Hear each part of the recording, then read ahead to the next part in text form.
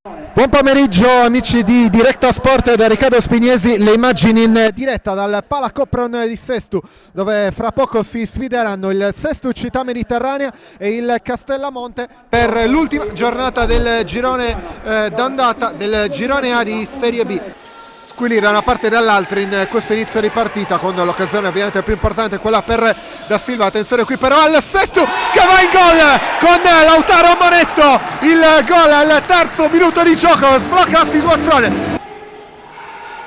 Sanna, apertura sulla sinistra per Cau, dentro per Monetto, davanti al portiere e fa il gol del 2-0. Lautaro Monetto ha aspettato un attimo prima di battere il retro col sinistro. Può andare per il 3-0 il Sestu Città Mediterranea, 2:22 dalla fine della prima frazione.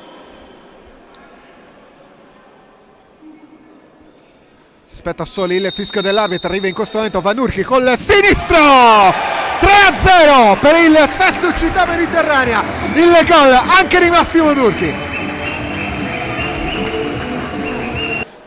Oltre al portiere il numero 12 Francesco Mignosa. Attenzione qui intanto al gol, credo sia un autorette, perché va a esultare direttamente il numero 11 Celeste, con Bringas il suggerimento verso Casu, molto bravo ad andare a smarcarsi, poi riceve il pallone da Canu, ancora Casu, ma con sinistro ha segnato Capitan Casu per il 4-1 del Sestu. Una gran giocata partita da lui e chiusa con la scambio con Cau. 1 contro 2, Cazzina prova a infilarsi, se ne va Cazzina, 3 Cazzin, strepitosa la parata di Lecca, veramente molto bravo Lecca, che qui ancora stavolta non riesce a evitare il gol del 4-2 di Alex William Da Silva. Ce l'ha fatto dopo tanti tentativi.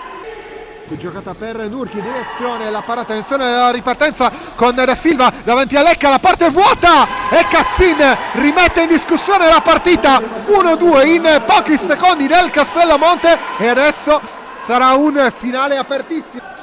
Questo rimessa laterale, il rilancio di Lecca, buono il controllo di Cau, se ne va via Cau di punta, Andrea Cau, 5-3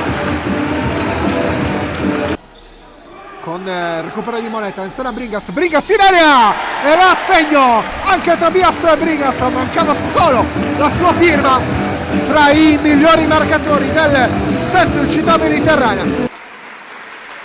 Mentre ormai a 4 secondi dalla fine si aspetta solo che suoni la sirena.